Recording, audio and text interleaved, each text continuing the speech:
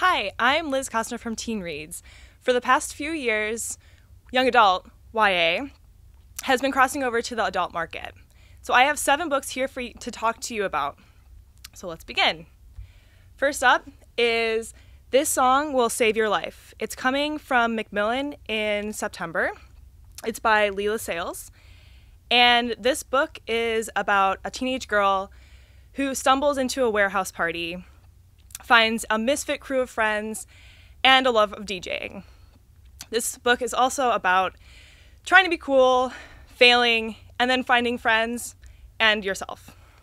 So from Macmillan, it's realistic fiction coming out this September.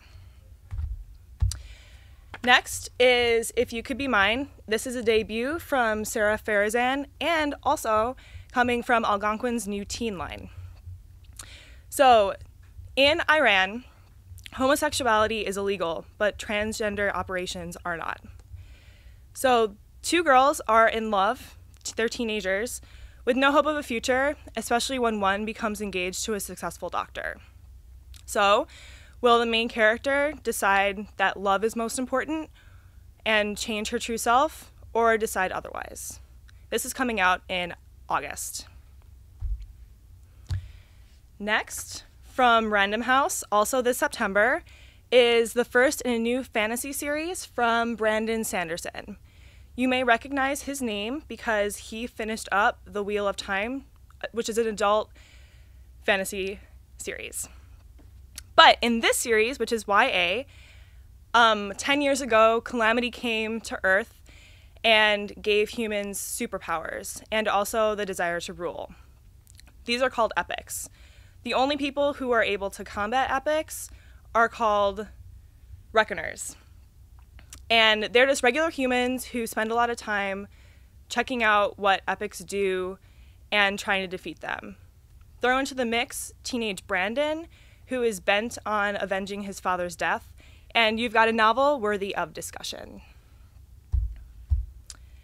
Next, from #1 New York Times bestselling author Holly Black comes her latest, The Coldest Girl in Cold Town, from Little Brown and Company in September. So in this world, humans and monsters are together, and monsters can affect humans. When these humans are affected, they're considered cold, and they have to live in quarantine cold towns. So one day, a teenage girl wakes up after a fun party surrounded by corpses, and she decides that she has to run for her life, fighting the clock to save her own skin. And to do so, she has to go into the center of Cold Town. So, Little Brown and Company, September.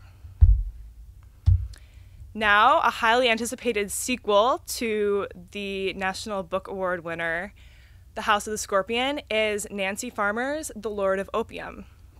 So, the Land of Opium is the largest territory in the Dope Confederacy. And while it's doing great, the rest of the territories are struggling under environmental distress. All their resources are depleted.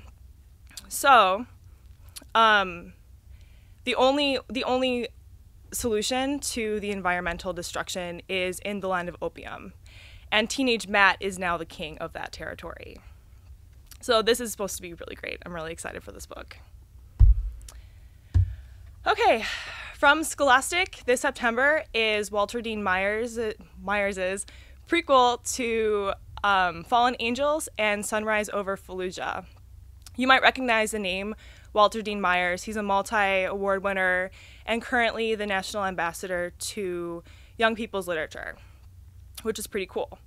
So this book is the story about 2 teenage recruits and the realities of World War II. Some pretty cool historical fiction. Finally, from HarperCollins, also this September, is Not a Drop to Drink. This is a dystopian novel about a depleting water supplies and the fight for survival in a futuristic frontier land. So what's actually really cool is the author, Mindy McGinnis, came up with the idea for this book after watching a documentary about the world's depleting water supply. So that could be a really good discussion starter. All right, and that's it.